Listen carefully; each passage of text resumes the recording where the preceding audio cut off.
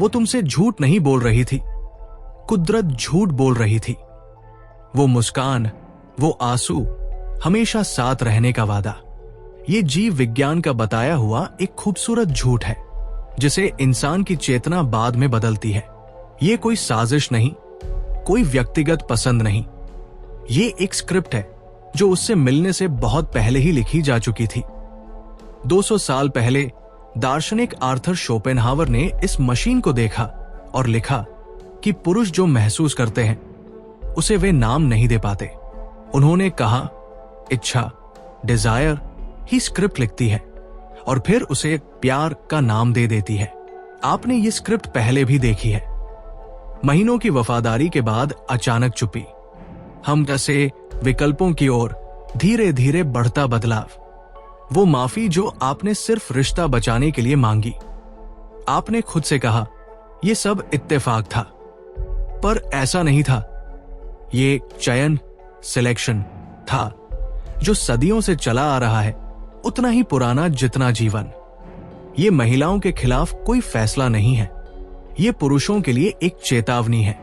Schopenhauer ने कुछ ऐसा समझा जिसे आज भी ज्यादातर पुरुष मानने से इनकार करते हैं। कुदरत रोमांस के लिए नहीं, बल्कि अस्तित्व, सर्वाइवल के लिए काम करती है। आधुनिक विज्ञान ने भी वही साबित किया है जो शोपेनहावर ने बिना किसी लैब टेस्ट के देखा था। आकर्षण, वफादारी और इच्छा के ये पैटर्न कुछ छिपे हुए नियमों के अनुसार बदलते हैं। इन नियमों का आपकी लव स्टोरी से कोई लेना देना नहीं है, इनका संबंध उनकी जीव विज्ञान से है। मैं आपको शोपेनहावर की एक ऐसी लाइन के बारे में बताऊंगा जिसे हर कोई गलत समझता है।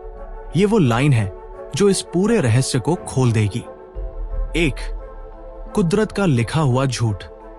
जब शोपेनहावर ने महिलाओं के बारे में लिखा तो उन्होंने उन्हें किसी नाटक का खलनायक नहीं माना, उन्होंने उन्हें कुदरत का एजेंट माना।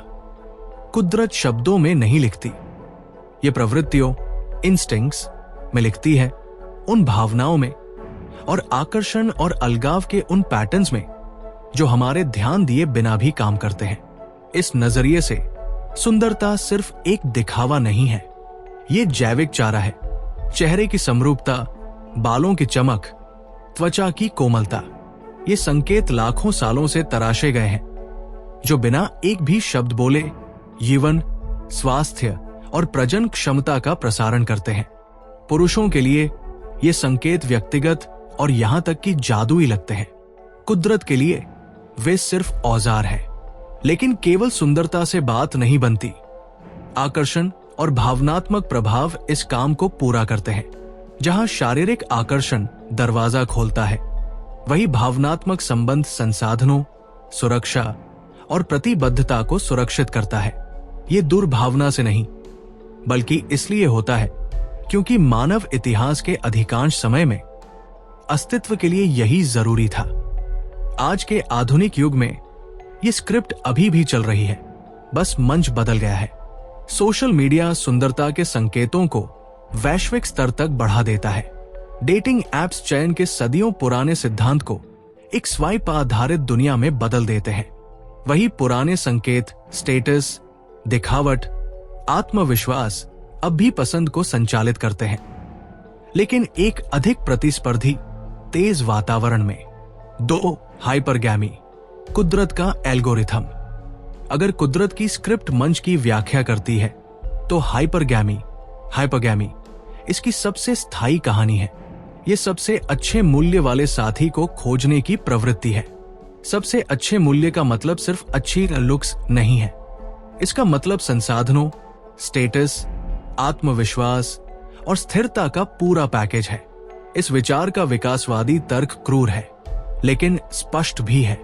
मानव इतिहास के अधिकांश समय में एक महिला का अस्तित्व और उसके बच्चों का अस्तित्व सही साथी चुनने पर बहुत निर्भर करता था। गलत चुनाव का मतलब भूख, खतरा या सामाजिक कमजोरी हो सकता था। कुदरत ने उन लोगों को पुरस्कृत किया जिन्होंने ऊपर की ओर लक्ष्य रखा, जिन्होंने बेहतर सौदा मिलने पर अपना साथी बदल लिया और जिन्होंने खुद को सबसे मजबूत सहयोगियों के साथ जोड़ा। आधुनिक विज्ञान उस चीज की पुष्टि करता है जिसे शोपेनहावर ने केवल अवलोकन के जरिए देखा था। डेविड बस जैसे मनोवैज्ञानिकों के शोध बताते हैं कि महिलाएं औसतन महत्वाकांक्षा, वित्तीय स्थिरता और सामाजिक स्थिति को पुरुषों की तुलना में अधिक महत्व देती है। ये समझना महत्वपूर्ण है। हाइपरगैमी न तो स्वाभाविक रूप से अच्छी है और न ही बुरी।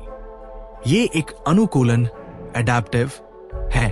ये एक खतरनाक दुनिया में जीवित रहने की संभावनाओं को अधिकतम करने के लिए विकसित हुआ।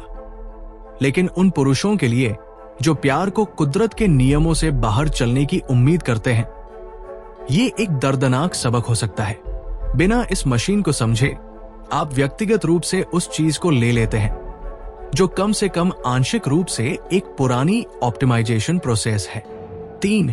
भावनात्मक शासन। शोपेनहावर ने एक और बात कही, जहां पुरुष ताकत का इस्तेमाल करते हैं, वहीं महिलाएं प्रभाव का। आज सामाजिक माहौल में भावनात्मक प्रभाव ताकत से ज्यादा काम करता है। ये भावनात्मक शासन, इमोशनल रूल है। ये गिल्ट महसूस कराना, साइलेंट ट्रीटमेंट देना और रणनीतिक रूप से खुद को कमजोर दिखाना जैसी तकनीकों से काम करता है।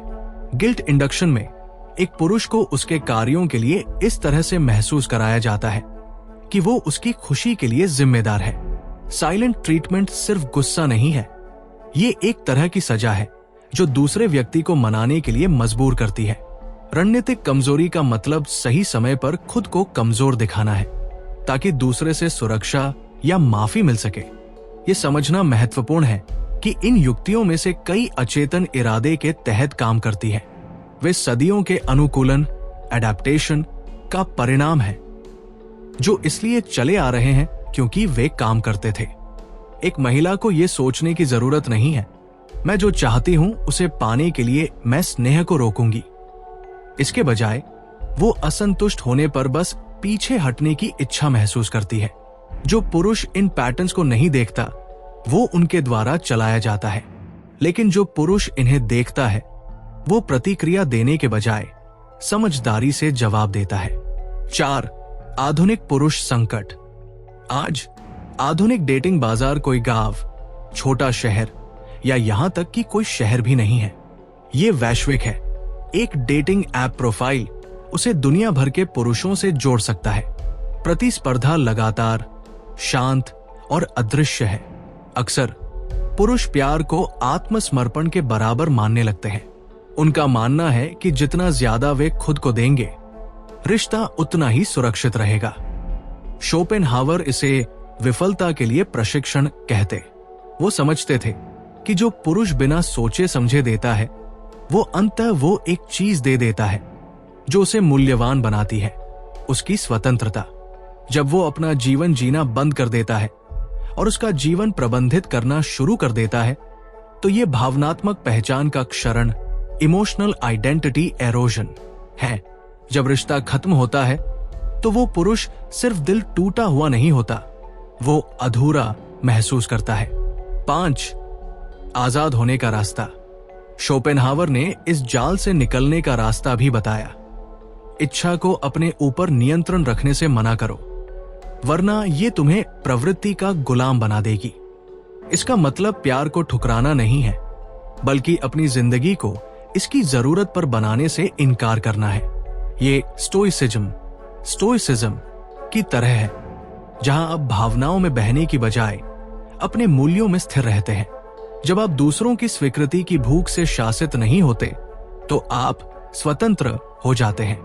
आप खुद को खोए बिना प्यार कर सकते हैं, बिना पछतावे के दूर जा सकते हैं और केवल उसी स्वीकृति से जी सकते हैं जो सच में मायने रखती है, आपकी अपनी। गुस्सा मत हो, जागरूक हो जाओ, रूखे मत बनो, स्पष्ट बनो, क्योंकि जो पुरुष वास्तविकता को देखता है वो उससे डरता नहीं है, और जब आप इससे नहीं डरते तो आप आजाद होते हैं। आप आजाद